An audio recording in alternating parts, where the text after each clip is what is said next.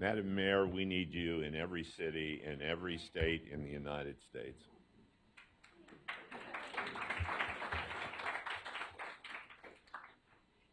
Hopefully I have a slide coming up. There you go. I know the hour is late, but I'm honored to be here.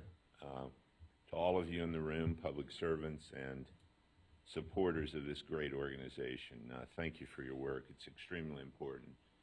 I would just like to say, as someone that works in public policy, not in arts and cultural policy per se, the document that you have on your table and the impact it will have, I think, over the next 5 years is seminal and cannot be overstated. And I want to personally thank NGA and NASAA and NEA. Tremendous work, very well done. I thought I would talk about Rupri's journey to sort of round out today. Why we ended up engaging in arts and cultural policy, because we are not an arts and cultural policy organization. So a little different perspective for you. Hopefully it's instructive. In 1990, we were formed by a bipartisan group of senators on the Ag Committee who sought an external objective source for research on everything in rural America except agriculture. So what we try to do is provide objective research and strengthen public dialogue about the rural differential and the public choice. That's very simply what we do. In the last 3 decades, we've probably worked with every subset of rural in all the major sectors, either helping an organization to be built within a member sector organization or to bring stakeholders together to look at everything from energy and technology to entrepreneurship. About 25 years in, we were founded in 1990, have been congressionally funded since then. 25 years in, we really stepped back in 2014 and recalibrated and decided there are 4 North Star principles that every policy or practice approach has to have that has sort of emerged from 25 years of work around the world in this field. First of all, we have to recognize the primacy of place. It is the most critical element.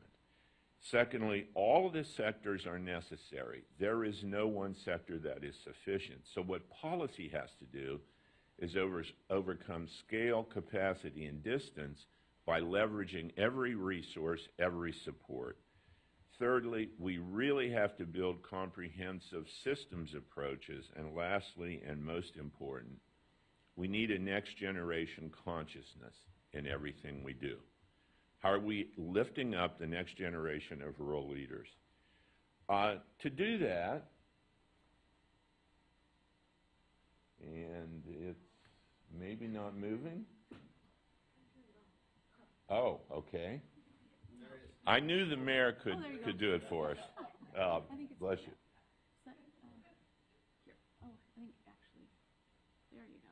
This teamwork, working together, supporting one another. Most of you know there's been a lot of discussion about wealth over the last 10 years globally. We engaged that, and we're honored to have a set of our scientists create a book in 2014 called Rural Wealth Creation. We were honored that Secretary Vilsack presented us with the Lincoln Award for this work. And this is in your document, but this is an epiphany for Chuck Fluharty. In 2012, Wendell Berry gave the Jefferson Lecture at the National Endowment for the Humanities. If you haven't read it or seen it, you must. It had a profound impact on me and made me rethink the last 25 years of my public service. And I came to realize arts and culture really is got to be more central in how Rupri thinks about the future of our work in every other sector, for obvious reasons. And if we don't do that, those principles we've laid out will not be optimized.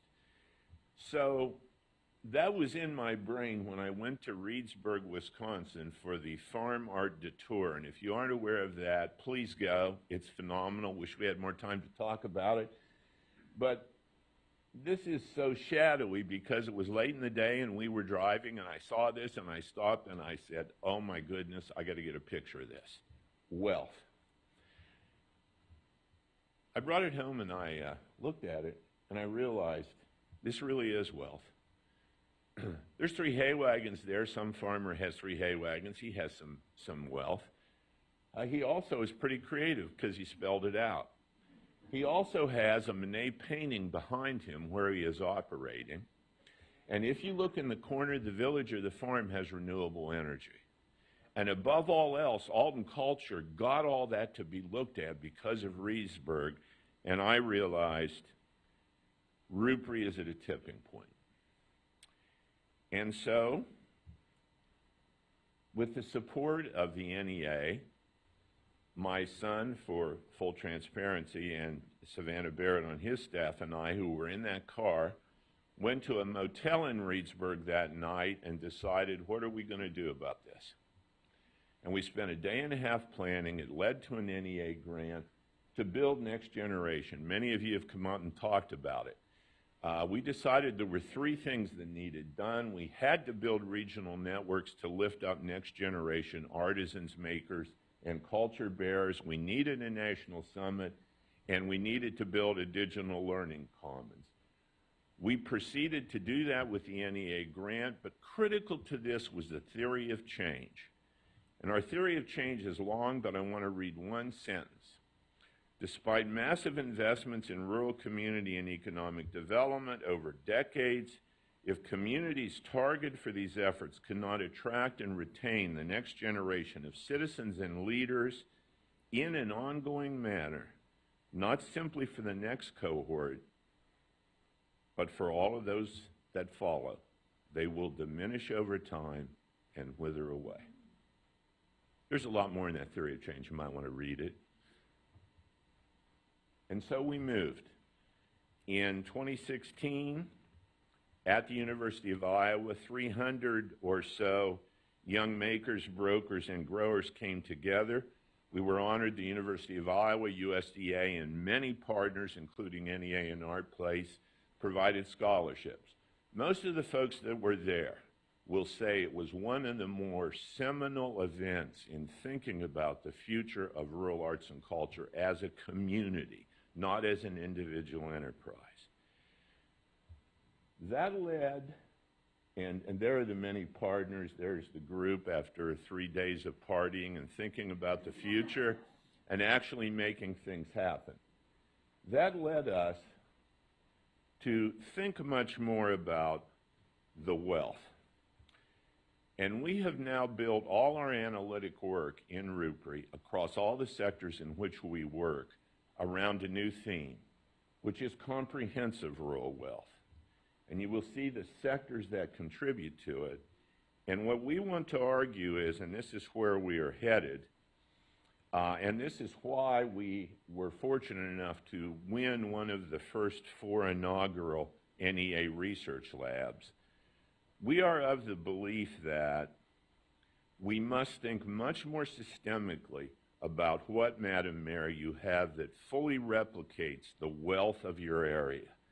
And there is an argument in the arts about, is it an intrinsic value or is it an instrumental value art? And the answer is, hell yes, it's both.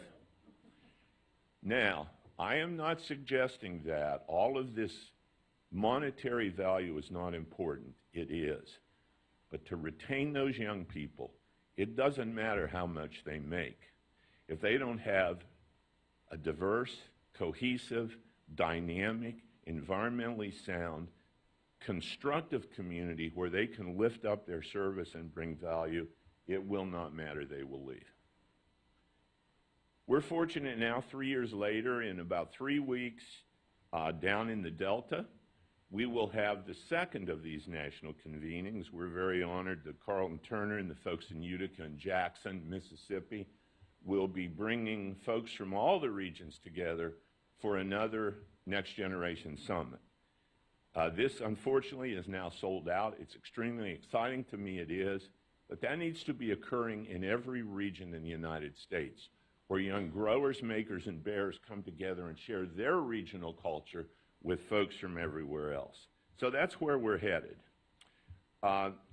Finally, we were honored as we got into this to engage John Davis. If you don't know about Lanesboro, Minnesota, John Davis is a Rupri Senior Fellow for the next 2 years.